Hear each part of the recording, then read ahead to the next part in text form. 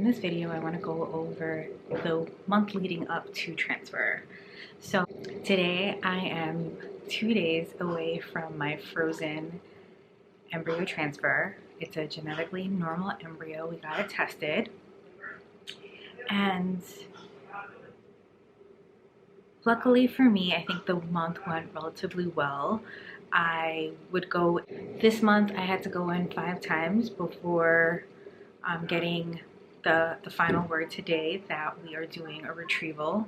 Actually, I got the final word yesterday that we're doing retrieval on Monday. Today is Saturday, and I went for my last ultrasound and blood work test, and that was yesterday. So gave me the green light yesterday, and so today they gave me the time that I go in for Monday. So within the month, not much happened really with medication. It's very different than the stimulation phase for IVF. So I got off of birth control in the beginning of the month, and 2 days later I got on estrase or estrogen.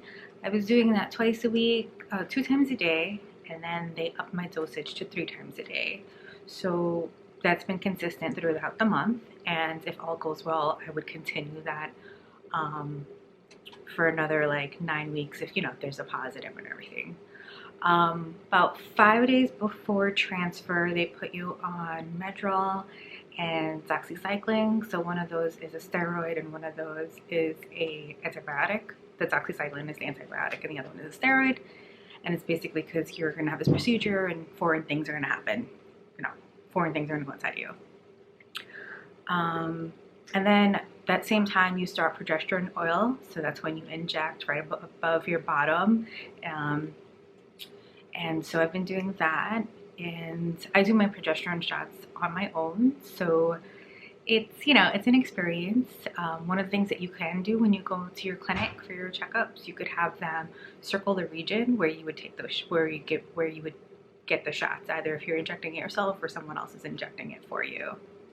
So another good thing that happened with the cycle and how the month went by pretty well, pretty stress-free, is that every time I went in, they checked my lining. My lining was good. Every time it was a 13, and then yesterday it was a 13 type 3, and pretty much that's like you're ready for transfer. And the time before that was 13 type 1.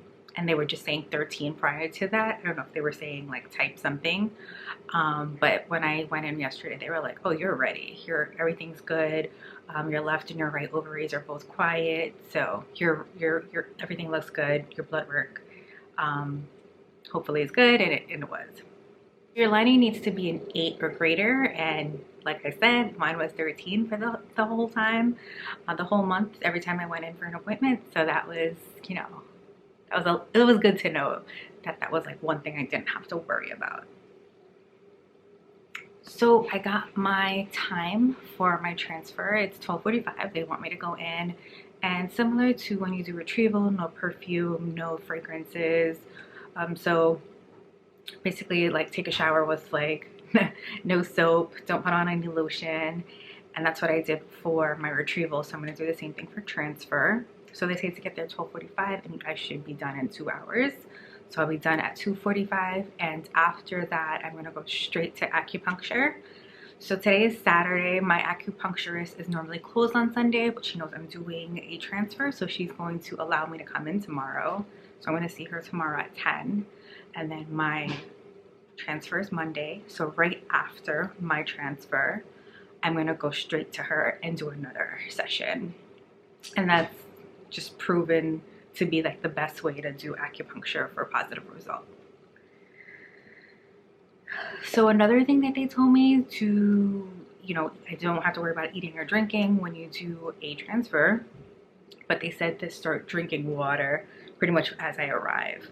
I know that my cervix is kind of like lean back, and it's like easy to kind of inject in because I've done 2 cycles of IUI, and so it was really 4 injections because each cycle was two different days of injections, and each time each person who did it, it was three people on 4 different occasions. They were like, "Wow, your cervix is perfect for this." So hopefully like I don't have to drink too much water and my cervix is like lean back and ready to go. Procedure is about 15 minutes, so I really don't know what we're gonna do for the whole 2 hours. I know when you do IVI, lay back for like 10 to 15 minutes, but according to what my doctor said, I won't have to do that. So maybe like a couple of minutes after the procedure, they just have you like sit there and then leave. So we'll see. I'll know for sure like exactly how it's gonna be in 2 days. A little recap of what the next couple of days are gonna look like. So Monday, I'm going to do my transfer. Then 2 days later, Wednesday, I'm gonna go in for progesterone blood work, see where my levels are. The following week, the following Wednesday, so 9 days after transfer, I'm gonna get a test and I'm gonna see where my HCG levels are. Those are pretty much known as pregnancy hormones, and I'm gonna see where they're at. From what I've researched, it should be like 100 or greater, but a pregnancy is considered anything 5 or greater. And then after that, if there is a positive, it is known that in every 2 to 3 days, your HCG levels should double. So, you know. So thank you so much for being a part of my journey, and good luck on your journey.